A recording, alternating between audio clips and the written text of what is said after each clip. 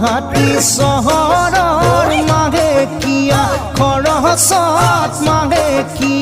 খৰচত টকা নৰয় পকেটত ভণ্টি ঐ বুজিছনে নাই সেইকাৰণে বিহুত ঘৰলৈ যাব পৰা নাই সেইকাৰণে বিহুত ঘৰলৈ যাব পৰা নাই গাঁৱৰ কেঁচালিত বোলে শিল গুটি পৰিছে